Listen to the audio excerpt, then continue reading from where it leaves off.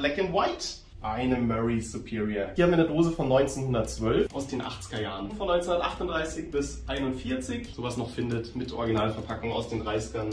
Sensationell. Ja, machen wir doch mal so eine alte Dose auf. Schauen wir mal, was drin ist.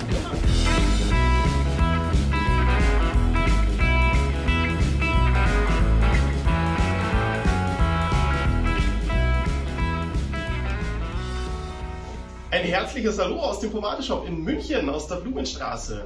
Ja, der Laden hat leider nicht offen, wir sind mitten in der Pandemie, tut mir leid, aber ich wollte euch heute mal was Spezielleres zeigen. Und zwar heute mal kein Pomade-Review oder kein Überblick über eine Marke, so wie ich es schon mal aus dem Laden gemacht habe, oder Sommer- oder Winterpomaden. Und zwar haben wir hier im Laden dieses schöne alte Regal mit klassischen Pomadedosen und klassischen Produkten. Alles natürlich ölbasiert, damals gab es nichts anderes, alles Naturprodukte wie auch heute. Hat sich natürlich durchgezogen in die heutige Zeit, dass eine klassische ölbasierte Pomade rein von allen Chemikalien ist und dementsprechend ja, wollte ich euch mal dieses schöne Regal zeigen und was wir für Schätze da drin verstecken. Unser Chef, das Dan Soldan, der sammelt ja alle alten Dosen und wir freuen uns ja auch immer darüber, wenn wir die zu Gesicht zu bekommen. Und ich zeige euch einfach mal, was wir hier drin haben. Und zwar fangen wir oben an, hätten wir hier einmal die Excellento. Ja, die kennt ihr, die gibt es natürlich nach wie vor und so schaut sie aktuell aus. Hier haben wir eine Dose von 1912, also tatsächlich die erste Dose, wie sie rausgekommen ist. Beide Seiten gleich, die neue Dose ein bisschen wieder angelehnt an diese eckige Form, weil es gab mal Ende der 60er Jahre gab es noch eine Excellento in einer blau-rosanen Dose. Die hat auch ein bisschen anders gerochen.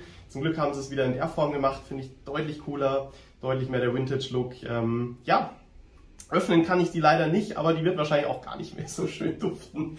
Gehe ich mal davon aus, die ist leider zu zugerostet, die Dose. Aber ja, manche von diesen alten Stücken, die riechen immer noch genauso wie die Pomaden heute oder so wie man sie kennt. Das ist sehr, sehr interessant, kommt später auf jeden Fall noch was. Ja, was haben wir noch in der oberen Reihe? Eine schöne Dose, ja, Black and White. Kennen wir natürlich auch alle. Das ist ja ein sehr altes Design. Das dürfte jetzt aus der Kriegszeit sein, denn Pappverpackung. Kein Blech. Blech wurde natürlich für alles andere gebraucht, außer für Pomadedosen. Dementsprechend haben wir hier eine Pappverpackung, also irgendwo 40er Jahre. So sieht es ja heute aus in diesem Kunststofftiegel. Es gab aber zwischen den 30er und 50er Jahren wandelnde oder sich verändernde Dosen. Wie gesagt, hier haben wir die Kriegsvariante. Ich zeige euch nochmal die anderen Versionen. Da hätten wir dann noch wieder in der Blechdose. Irgendwann 30er bis 50er Jahre, eben nicht in den 40ern, weil da wie gesagt Blechdosen nicht waren. Ist vom Design, wie man sieht, schon mit diesem schrägen Strich schwarz-weiß, ja, so wie die neue Dose aus Kunststoff, ein bisschen nachgeahmt wurde. Leider nicht mehr in dem schönen Format. Ich fände die super, wenn die wieder in der Blechdose in so einer eckigen kommen würde. Aber klar. Dann gab es noch zwei andere Versionen mit Amber. Gelb-Grün tatsächlich schwierig zu sagen, was da jetzt riesig anders ist. Die sind auf jeden Fall nicht weiß in der Dose, ob das jetzt dem Alter geschuldet ist, dass die halt einfach schon sich so verfärbt haben oder ob die einfach mal nicht so weiß waren wie eine normale Black and White. Ja, machen wir doch mal so eine alte Dose auf, schauen wir mal, was drin ist. Oha, nicht so schlecht. Also das ist immer noch weiß. Duft ist nicht schlecht, bisschen pudrig, ist nicht so dieses Kokos-Jasmin, wie man es vielleicht von der heutigen kennt. Aber klar, das hat sich natürlich über die Jahrzehnte verändert. Die Grün, die Amber, wo ich gesagt habe, ich weiß nicht, was riesig anders ist, geht tatsächlich auch auf. Und gelber Inhalt und die riecht wie ein Zitronenreiniger. Also es gab wohl Black and White auch mit verschiedenen Düften, nicht nur so, wie wir sie heute kennen. Ganz, ganz interessant. Die grüne Dose, wo ich euch gezeigt habe, geht leider nicht auf, aber schon ganz witzig. Was haben wir noch? Weiter geht's. Oberste Reihe. Eine Murray Superior. Kennt natürlich auch jeder von euch. Ja, Dose 40er, 50er Jahre irgendwo, würde ich jetzt meinen, ist auch noch das Design, wie wir es jetzt von der Vintage-Dose kennen, die sie nochmal wieder in dem alten Design so gemacht haben. Denn normal schaut die Standard Murray ja jetzt aktuell so aus. Ja, 35 Cent. Toller Preis. Also ich meine, die ist immer noch wirklich erschwinglich von dem her. Aber wäre natürlich ein Top-Preis. Also würde ich ein paar Stück nehmen, wenn die so viel kosten würde. Also auch ein paar mehr. Und ja, die geht auch auf und schauen wir mal. Interessanterweise im Deckel Werbung für ein weiteres Produkt, für ein Scalp Treatment für 25 Cent. Ja, ein Pressing Oil. Schauen wir mal, wie riecht die? Unverändert. Ganz ehrlich, die riecht genauso, wie wir eine Murray Superior heute kennen. Da ist nichts anders. Ja, da sieht man, wie lange sich diese ölbasierten klassischen Pomaden halten. Da steht zwar immer auf den neuen Dosen ein Mindesthaltbarkeitsdatum, ist Quatsch. Ihr könnt die wirklich lange drüber hinaus verwenden. Riecht einfach dran, wenn das Ding ranzig riecht, dann ist es nicht mehr gut, aber im Prinzip kann nichts passieren. Also bei wasserbasierten Pomaden sieht es wieder anders aus. Die können natürlich eintrocknen, kann euch bei so einem Naturprodukt nicht passieren. Unmöglich, ja. Oder nahezu unmöglich. Ja, weiter geht's. Nächste Reihe. Was haben wir da noch für euch? Eine Sweet Georgia Brown. Ja, sehr geliebt von uns allen, von jedem Pomade-Fan. Für viele die Einstiegspomade, muss man probiert haben. Legendärer Duft. Ist jetzt eine Dose aus den 80er Jahren, ist jetzt nicht die ganz alte, wo eigentlich die Dame eine kürzere Frisur hatte, der Mann ein bisschen anders geguckt hat. Also, das wie gesagt ist jetzt eine Dose der 80er Jahre. Auch die geht auf und die riecht genauso, wie man sich wünscht. Ist ziemlich leer, wurde schön leer geschmiert, aber Duft voll da. War damals ein bisschen stärker vom Duft, als sie heute ist, aber immer noch wirklich dieser unverkennbare Sweet Georgia Brown Duft, den man sofort mit Sweet Georgia Brown verbindet. Ja, schöne Dose. Ja, was haben wir hier noch im Regal? Produkte, die wir so nicht mehr im Sortiment haben, die hatten wir mal. Morgens Perfumed Pomade. Vom Deckel her kennt man sie, schaut immer noch so aus. Dose an sich hat sich verändert. Noch in der oberen Reihe eine Duke's Greaseless. Ja, gab es auch mal bei uns im Shop, haben wir inzwischen leider auch nicht mehr. Ja, absoluter Klassiker, 65 Cent. Denke mal auch irgendwo aus den, ist ein Glastiegel, 50er Jahre würde ich jetzt schätzen. Ansonsten, in der zweiten Reihe habe ich euch ja schon gezeigt, Black and White Sweet Georgia. Da haben wir noch eine Schwarzkopf Fit und Flott Frisiercreme. Die kennt vielleicht sogar noch der eine oder andere, die gab es ja noch eine ganze Weile. Dann geht es in die nächste Reihe.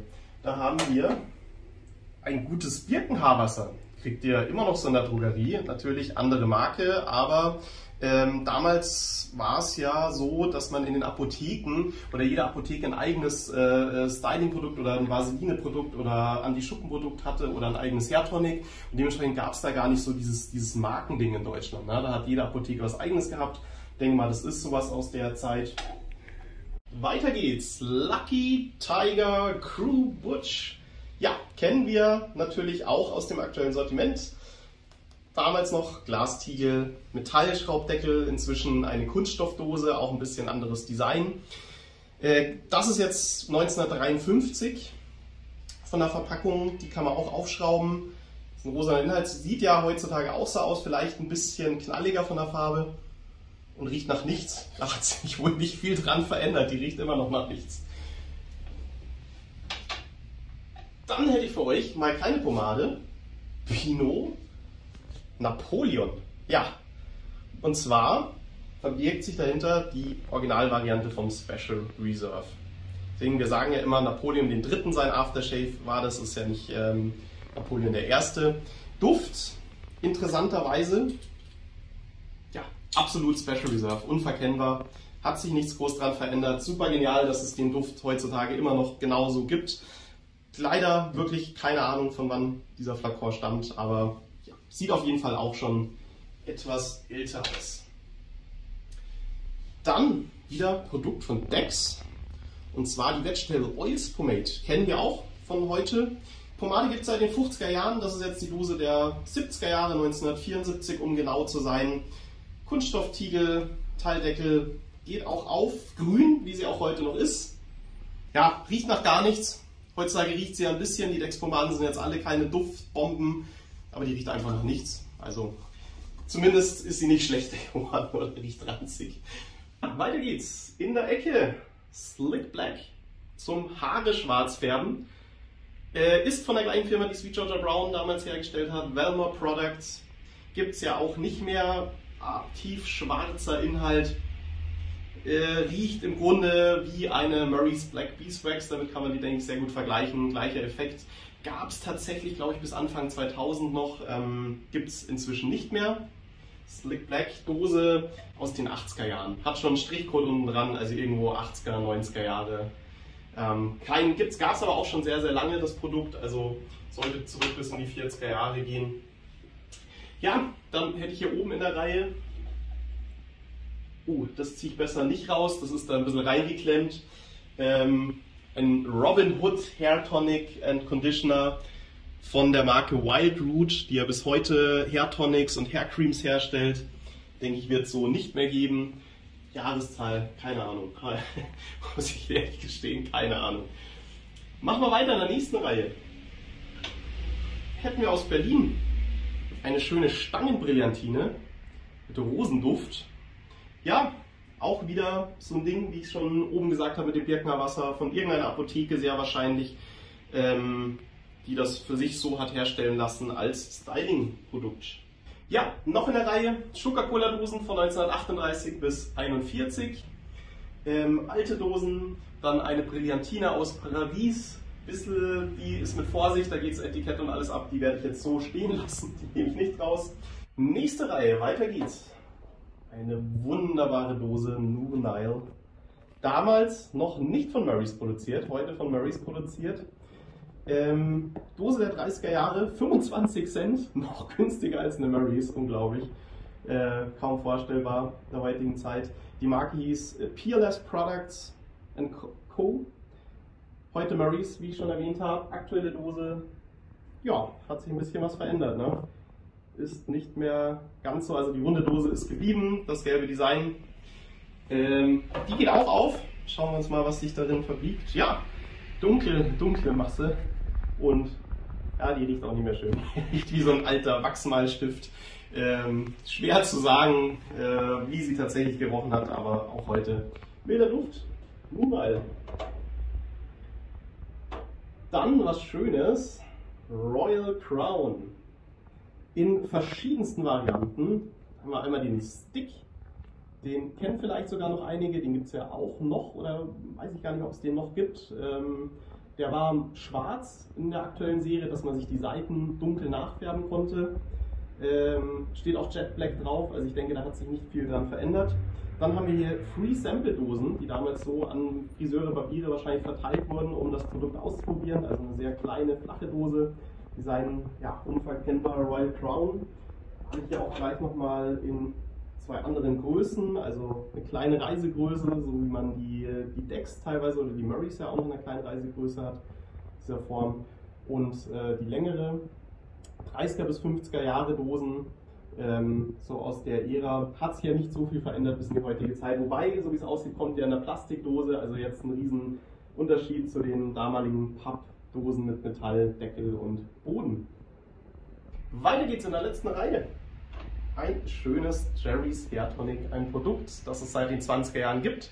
Hier jetzt halt in der Glasflasche der 30er Jahre. Ja, grüne Farbe, nicht ausgeblichen, immer noch, sieht genauso aus wie heute, ein paar Brocken schwimmen drin. Ich würde es nicht mehr verwenden wollen, aber gut. Duft geht natürlich auf. Ja, herrlich, Jerry's. So wie es heute riecht, top, dass es genauso den Duft der Duft weitergegeben wurde. Da haben wir eine Flasche von heute, Kunststoffflasche. Ja, die Amerikaner verpacken gerne in Kunststoff. Ja, Jerry's, klassisches Hair Tonic. Sogar noch die Originalverpackung, sensationell, dass das dann sowas noch findet mit Originalverpackung aus den 30ern. Sensationell. Nehme ich doch gleich mal das nächste Jerry's. Und zwar haben wir hier das Jerry's Hair Oil. Ja, ich denke, das ist so die Vorgängervariante zum Jerry's mit Öl. Aber pures Öl, so wie es aussieht. Die Flasche geht leider nicht auf, habe ich schon mal probiert, geht nicht auf. Ich gehe davon aus, dass es wirklich nach Jerry's riecht. Die andere Flasche aus den 30ern riecht ja genauso. Also Jerry's Hair Oil. Ja. Ja, es sind noch ein paar kleinere Produkte drin, die ich jetzt halt nicht so spezifisch drauf eingegangen bin, wo wenig Informationen darüber vorhanden sind oder schwer ranzukommen sind. Shirley, noch eine andere Brillantine, ein Brisk Frisierlotion aus den 80er, 90ern, jetzt nichts Weltbewegendes. Aber ich denke, so die interessanten Produkte habe ich euch gezeigt, und was einfach unfassbar ist, dass die Produkte immer noch so ausschauen oder die Produkte heute genau dem nachempfunden sind. Die Sachen von damals riechen auch noch so und sind nicht kaputt gegangen. Also dementsprechend seht ihr schon, wie lange halten diese Sachen. Unfassbar. Die könnt ihr lange, lange verwenden. Also da Gebt nicht so viel aufs Haltbarkeitsdatum, gerade eben bei diesen Naturprodukten, da kann nicht viel passieren. Einfach dran riechen, einfach verwenden. Und wie ihr seht, fast 100 Jahre alt, riecht so wie heute. Ja, Knaller. Ja, schön. Ich hoffe, ihr fandet das Video interessant und euch hat gefallen, mal die alten Dosen im Vergleich zu den neuen zu sehen. Und ja, dann hoffe ich, dass der Laden bald auch wieder aufmacht, dass wir uns mal wieder live sehen und nicht nur auf YouTube. Schön wäre es trotzdem, wenn ihr den Kanal, wenn euch das Video gefallen hat, abonniert, die Glocke drückt und dann seht ihr auch jedes weitere Video von uns. Und bis bald mal. Macht's gut. Ciao.